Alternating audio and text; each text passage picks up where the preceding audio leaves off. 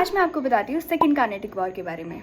And if you remember, the reason for first Carnatic War was Austrian War of Succession that was happening in Europe. Talking about the second Carnatic War, इसका reason था वहाँ का power struggle.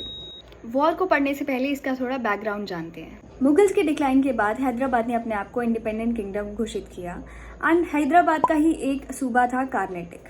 Carnatic की ruling history पे अगर हम नजर डालें तो कार्नेटिक पे रूल कर रही थी नव्यद डायनेस्टी.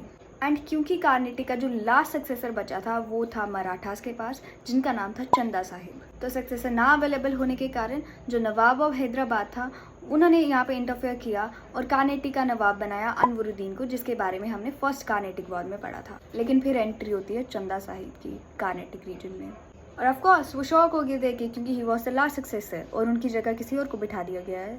अब जैसे मैंने आपको बताया कि अनवरुद्दीन को अपॉइंट किया था नवाब ऑफ हैदराबाद ने, थोड़ा उनके बारे में जानते हैं. नवाब ऑफ हैदराबाद का नाम था आसिफ जा और आसिफ जा की डेथ के बाद कौन अगला सक्सेसर बनेगा उसके लिए उनके पास थे दो ऑप्शंस, जिसमें एक उनका सन और एक उनका ग्रैंडसन था. जिसका मतलब है ये लड़ाई थी एक मामा और भतीजा के बीच में. आसिफ जा के बेटे का नाम था नासिर जंग और उनके ग्रैंडसन का नाम था मुजाफिर जंग. अगला नवाब बनने की प्रोबेबिलिटी सबसे ज्यादा उनके बेटे की नासिर जंग की थी, लेकिन वो अगले नवाब नहीं बने क्योंकि उन्होंने अपने पापा को मारने की कोशिश की थी, जिसकी वजह से आसिफ जहां ने नवाब बनाया मुजाफिर जंग को, जो कि उनके ग्रैंडसन थे.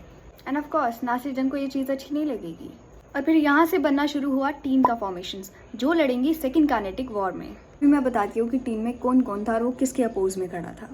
चंदा साहिब और अनवरुद्दीन जो कार्नेटिक के लिए लड़ रहे थे, जंग एंड नासिर जंग जो हैदराबाद की कुर्सी के लिए लड़ रहे थे, एंड फ्रेंच एंड ब्रिटिशर्स. और इन्हीं दोनों टीमों के बीच में होगा सेकंड कार्नेटिक वॉर. के बारे में मैं आपको बताऊंगी सेकंड पार्ट में.